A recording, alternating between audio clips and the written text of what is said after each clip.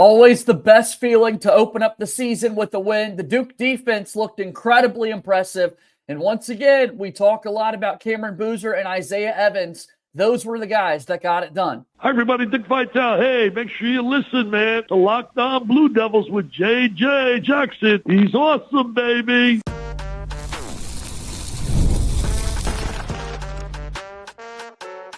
You are Locked On Blue Devils, your daily podcast on the Duke Blue Devils. Part of the Locked On Podcast Network, your team every day. Hello, everybody. Welcome into another episode of the Locked On Blue Devils podcast. My name is JJ Jackson. So great to have you here with us today on Thursday, November 6th, 2025.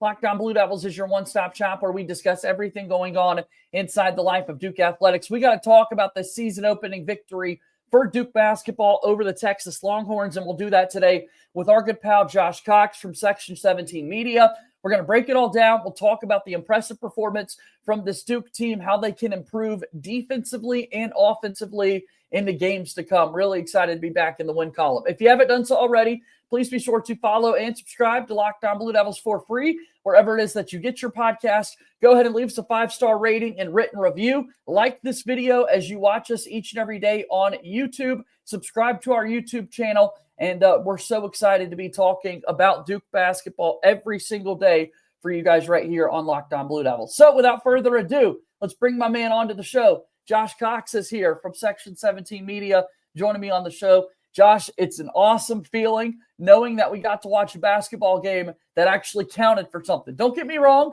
It was cool to have a change of pace with high-profile exhibition games, but this one counted for something, and Duke's in the win column.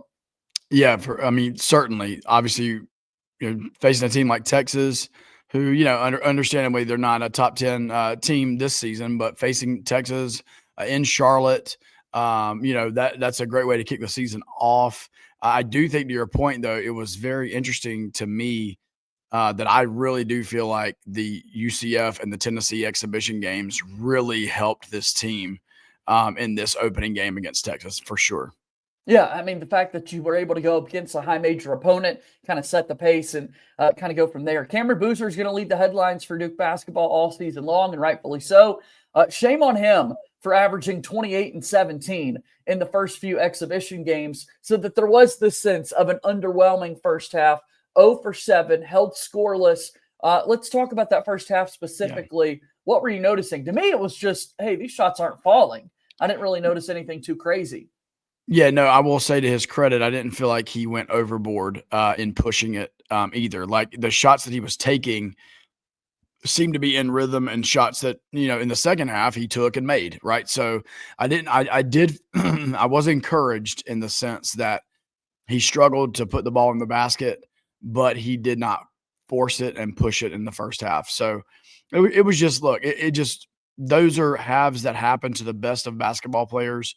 And it just so happened to Cameron Boozer in his first half of collegiate basketball, like in real action. And so I thought it was, encouraging that, I think Coach Scheyer and the rest of the Duke program and the Duke basketball program would have said, we should have been up 5 at halftime, even with Cameron Boozer scoring 0 points and being 0 for 7. Like, I feel like Duke was still disappointed down 1 going into the locker room, even with your best player, sitting at 0 points.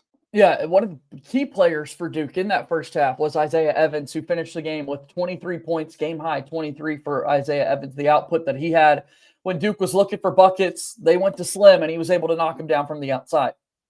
Yeah, I mean, Slim was back home. He's from that area.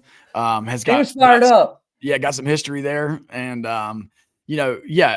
listen, I think it's something that's going to be a common theme throughout this season, and that is when Duke is looking for a spark, when they're looking for a bucket, if it's been a little bit and they're a little bit, stagnant, like Slim is a guy that can, he can shoot it in traffic. He can shoot it with a hand in his face. He's got a really quick release. He also, for those that actually watch his game, which Duke fans, do, you understand that he's not just a spot-up shooter. He can get into the lane. He's explosive. You saw that a couple times last night as well.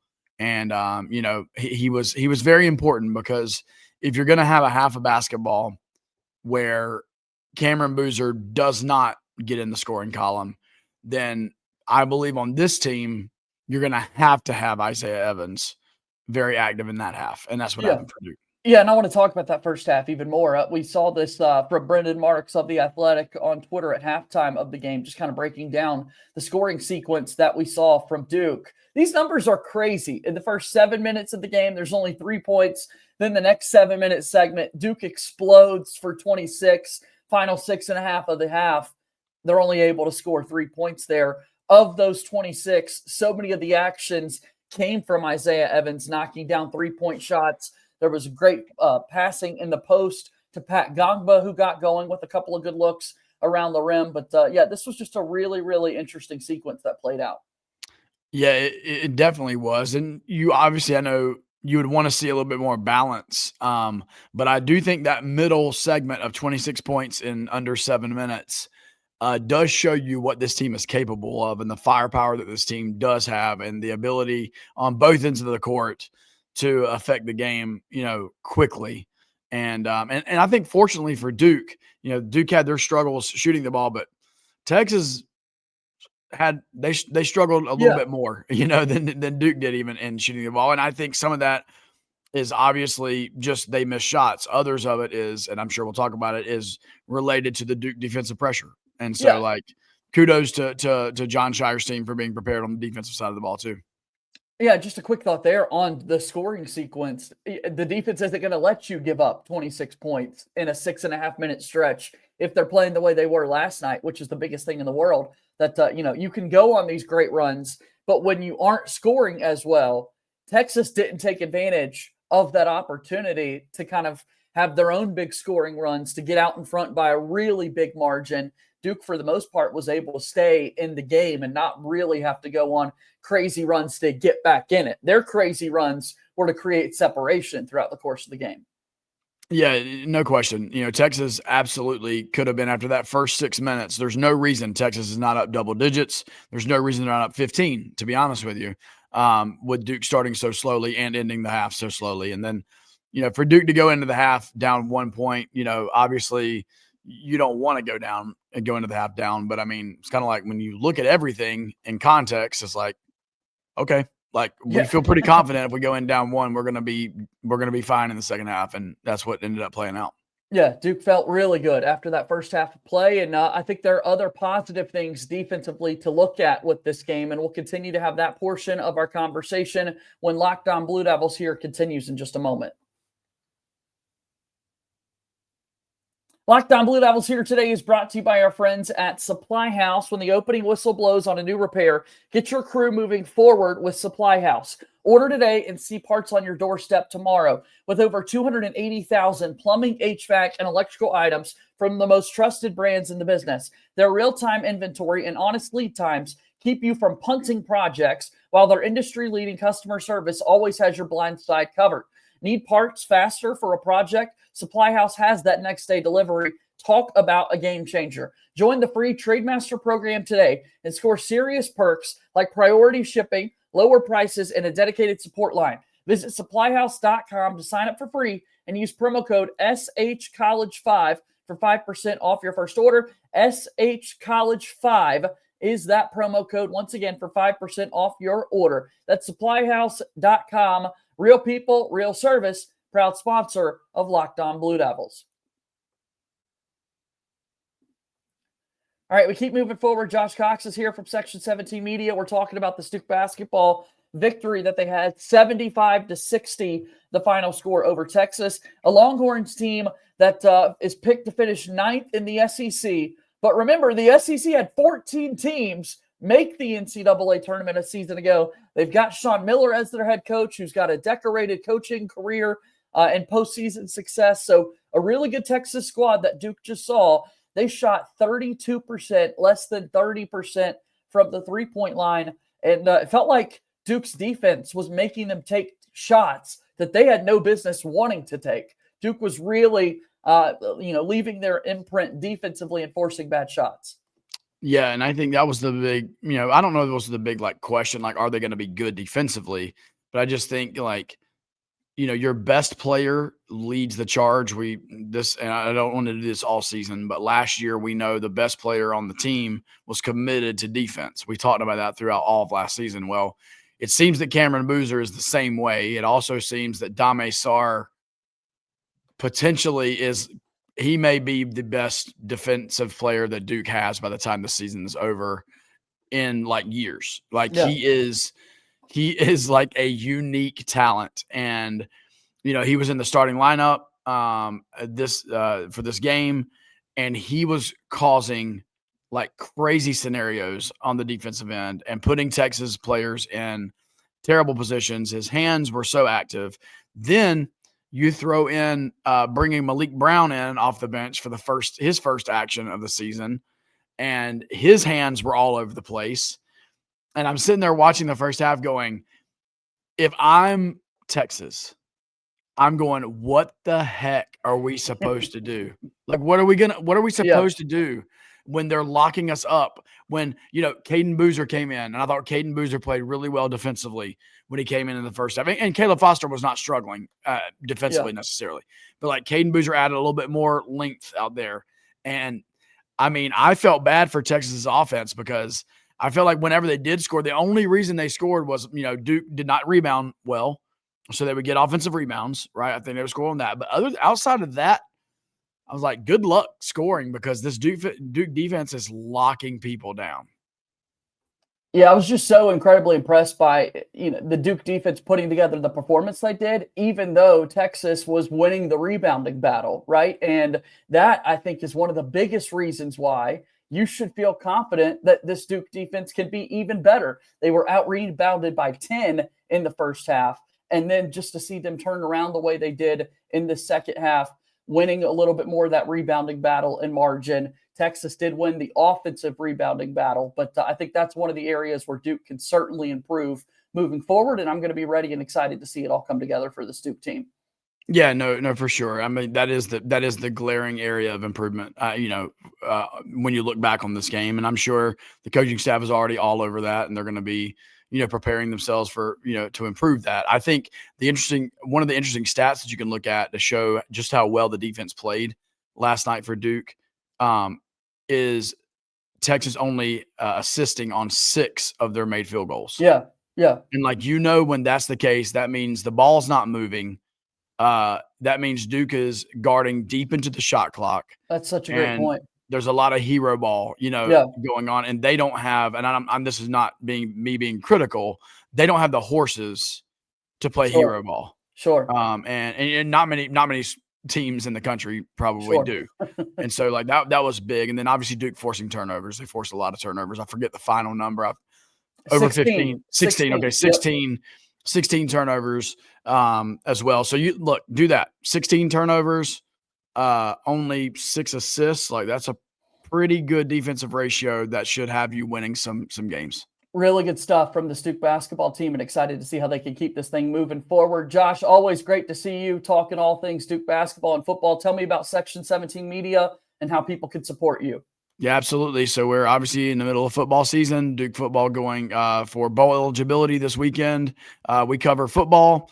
We cover basketball now. We'll be in Cameron a few times throughout this season. You can find us at Section 17 Media and then on YouTube as well under the same name. And we really appreciate the support, all the 5 stars, whatever you can do, subscribe, like, all that good stuff, just like you do here on Locked On.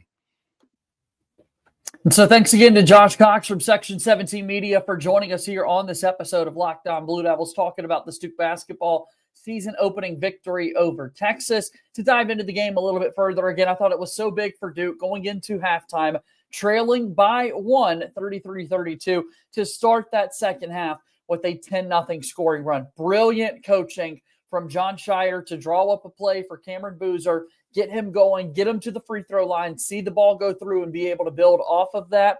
Cam Boozer in that stretch, in that 10-0 run to open up the second half, scored or assisted on 8 of those 10 points. He was a dominant fixture for Duke and a big reason why they were able to come back, take the lead, hold on to it for the rest of the way, because from that moment, Duke never trailed after that big 10-0 run to open it up. So really, Texas had their shot in their first half, but Duke was able to come back in the second half and take total control of that game. Texas finished the basketball game with 16 turnovers.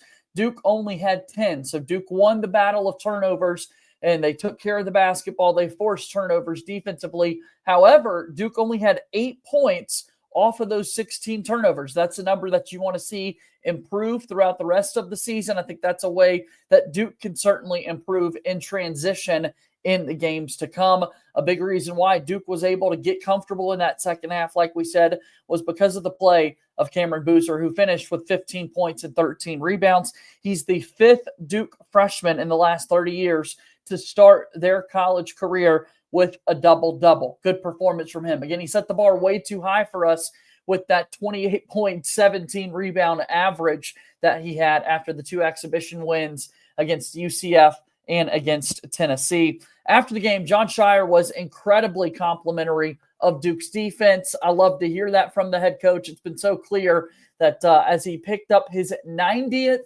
overall win as a head coach, 90 overall wins, that once again, Duke's defense starts the season out ahead of its offense. From Coach Scheyer directly after the game, quote, "Our defense carried us the whole time." And I think that's something that can be mistaken with a younger group. Well, can they be good defensively? I think we answered that question, end quote, there from Jon Scheyer, who later went on to say that, quote, "Defense starts with a mindset. These guys have it. They embrace it. I thought our size, our activity on the ball was really important. And then once we started to finish possessions without fouling and finish possessions with rebounds, we made it really tough for them to score." I think that's a great lesson for us. No matter what's happening on the offensive end, our defense can keep us in games, end quote. Talking about finishing possessions with rebounding, that's kind of the final point to drill home here from that game for the Blue Devils, is that Texas won the rebounding battle in the first half, 25-15. They were plus 10 in the rebounds department in the first half. Duke won the rebounds in the second half, 22-16. So plus 6 for Duke in that regard. And when you look at Texas winning that rebounding battle, again, they had 18 offensive rebounds in this basketball game. They had 14 second chance points. 11 of those second chance points, 11 of the 14 came in the first half. It was clear. Cameron Boozer was talking about it after the fact. Coach Scheyer challenged them at halftime, and Duke responded. They answered the call. They answered to that challenge and said, we've got to play better basketball. We've got to put a better step forward. I think another great freshman that excelled in this game for Duke was Dame Sarr. And how surprising is that, guys? We talk a lot about Nick Kaminia and the way that he had played in the exhibitions because Dame Sarr was hobbled by those injuries. But Sarr is the guy who ended up starting for Duke. He played 28 minutes, which was one of the highest totals of anybody on the roster for Duke. You saw guys like Cameron Boozer and Isaiah Evans play a ton, and then Dame Sarr, 28 minutes of action, 10 more than Nick Kaminia ended up with. Dame Sarr was plus 20 in those 28 minutes. Again, as we say, plus minus is not always the greatest of indicators in terms of how a game went, but plus 20 and 28 minutes, we'll take that every single time. He had 8 points, made the first 3-point shot of the game for Duke, made some free throws, made a late three-pointer in the second half. And then, like we said, he missed the one dunk in the second half. That would have been a monster highlight reel when Duke was winning. We saw him knock down a dunk against Tennessee in exhibition play. So not sure exactly how the jitters got a hold of him on the dunk attempt against Texas, but that's certainly something that Dame Sarr is going to clean up moving forward. He drew 4 fouls offensively, which I love, with his size, his ability to put the ball on the deck and draw contact. Drawing those 4 fouls, I think, was huge. And also defensively, where we saw him immediately make an impact to open up the game with deflections and steals, he did not commit any fouls. That's Dame Sarr not committing any fouls. And foul trouble is something to keep an eye on with this Duke team, as we saw both Patrick Conger II and Malik Brown foul out late in the second half, a minute and 11 seconds apart from one another. So Duke actually finished the game with Cameron Boozer playing the 5, Sarr and Kaminia out there with Evans and Caleb Foster, the last 5 there for Duke. So got to make sure that this team stays out of foul trouble. That's going to be really impressive. I said it a minute ago, but 90 career wins now for Jon Scheyer. Remember, he had been tied with Brad Underwood and Brad Stevens for the most wins in a college basketball coaching career at the D1 level. It would have been 90 had Duke been able to hold on to that lead against Houston in the Final Four. Win 90 comes instead this week against Texas to open up the year for him, and a season opener against a high major opponent. Jon Scheyer's previous season openers were against Jacksonville, Dartmouth, and Maine. So jumping up to the Texas Longhorns is a big step up in Scheyer's coaching career, and very impressed with what we saw there. Next up for the Blue Devils, they're at home on Saturday taking on my father's alma mater, the Western Carolina Catamounts. And then we've got a true road game next Tuesday, November 11th on Veterans Day at Army. So Duke will head up to West Point to take on the Black Knights. And then next Friday, November 14th, Duke will play Indiana State at home before the Champions Classic game against Kansas on Tuesday, November 18th. So again, next three games should be winnable for Duke. Western Carolina at Cameron Indoor, at Army, and then inside Cameron Indoor for a game against Indiana State. That's a look at the next three winnable games for Duke before they play Kansas, which will be another big-time test for the Blue Devils here to open up the season. All right, we'll step aside one more time. On the other side, I want to keep talking about this Duke football team ahead of a big game against UConn this weekend, and then a couple of other news and notes around Duke athletics when we continue in a moment. Locked On Blue Devils here today is brought to you by our friends over at FanDuel. The NBA is back, and there's no better place to get in on the action than FanDuel, the official sports betting partner of the NBA. Even if you missed the start of the game or want to ride the hot hand, FanDuel has live bets on everything from who will score next to fourth quarter comebacks. Plus, you can even combine your live bets into a same-game parlay for a shot at a bigger payout. It keeps every game exciting, especially when your team's making that late push. Right now, FanDuel is giving new customers $300 in bonus bets when your first $5 bet wins. So head to FanDuel.com to sign up and play your game with FanDuel, the official sports betting partner of the NBA. FanDuel is a proud sponsor of Locked On Blue Devils. All right, talking about Duke football getting set for their big game coming up this weekend against 6-3 UConn. Duke is going to be playing the Connecticut Huskies this upcoming weekend on the road. Duke will be at UConn for the first time since 2023. It's been fun that Duke's had this series running with the Huskies over the last several years. Duke got a win at home in Durham last year. And then this was a fun flashback. The last time Duke played at UConn was just 2 years ago, the 2023 season, where Duke won 41-7. Notably about that game and about that weekend, remember Cooper Flagg was on an official visit to UConn. His two college choices were Connecticut and Duke. And he went on his official visit when the Duke football team was playing there, and Duke was able to pick up the win 41-7. Let's certainly hope Duke can do something similar to that this weekend when they take on the Huskies. UConn is notably one of only two independents left in all of high major FBS football. So the football bowl division, only two schools are independents, UConn and Notre Dame. We know we want Notre Dame to join the ACC. They do it in all these other sports.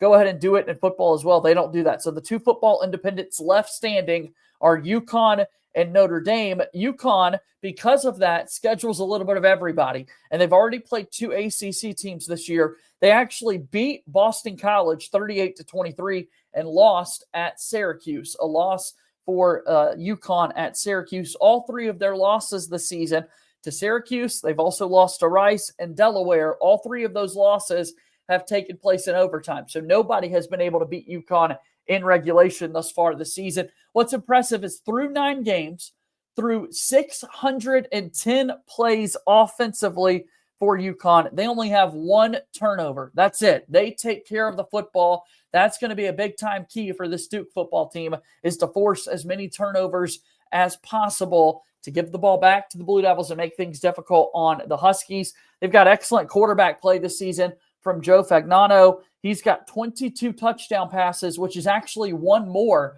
than Darian Mensah, 69% completion and 2,529 yards. So he has done a whole lot through the year passing for this Connecticut team. And Duke's going to ask their quarterback and Darian Mensah to do a whole lot, who's fresh off Duke's impressive 46-45 win over Clemson, where Mensah threw for over 300 yards and 4 touchdowns. I loved Manny Diaz going for 2 at the end of it. We talked about this with Kevin Conley on yesterday's show. just the mindset. You had already gone for it on fourth down so many times throughout the course of the game. You got to go for it again or go for two when the game's on the line and you have a chance to make a one. And then, like I said, kind of the defensive inconsistencies that we saw in that one and Todd Polino's recent struggles, I think it was the right decision. I'm glad Duke was able to get that win. So hopefully the defense can make some big plays, can force some turnovers for Duke, and we'll be talking about a Duke football win against UConn before next weekend when Duke has a massive, massive game in the ACC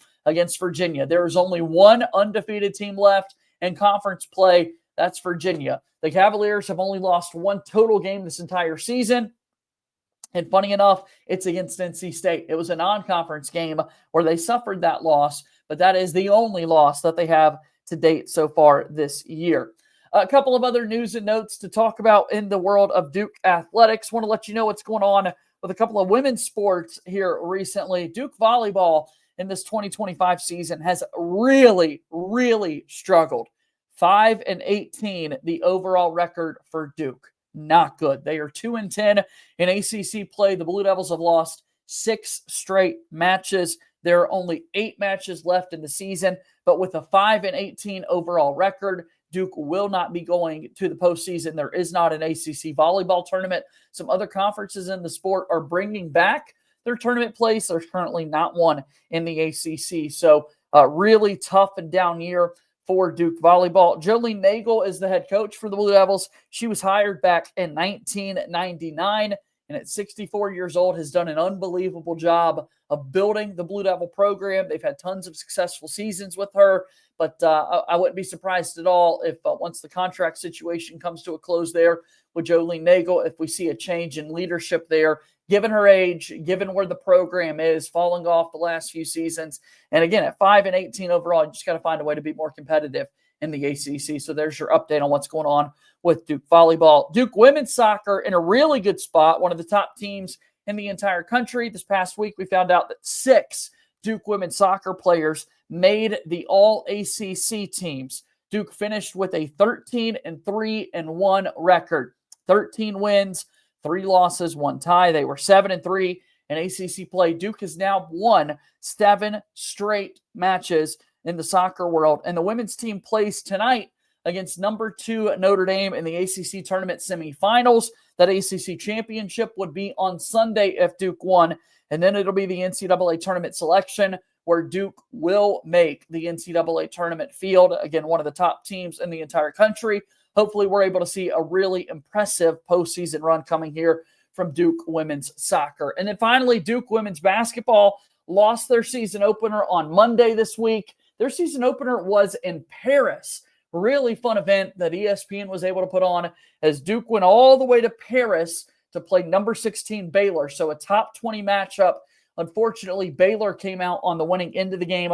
It was 58-52, the final score. Duke will play their first home game on Sunday against Holy Cross, and then they play Norfolk State next Wednesday. Duke was picked to win the ACC in women's basketball after winning the ACC tournament last year. So really high expectations. It's sophomore season for Toby Fournier. We talked a couple of weeks ago with Chris Edwards of the Blue Devil Network, who was on the play-by-play call of Countdown to Craziness. He was also on the play-by-play call of the Duke exhibition game against UCF. He is the voice of Duke women's basketball on the radio. So we'll have him on the program here in short order to kind of catch us up to speed on what's happening with Duke women's basketball. But again, lost their season opener in Paris against Baylor. I'm excited to see what they're going to be able to accomplish under head coach Carol Lawson this season. All right, that's going to do it for our show here today. Thank you for your support, as always, here with us on Locked On Blue Devils. Go ahead and subscribe to our podcast wherever it is that you get your podcast. Leave us a 5-star rating and written review.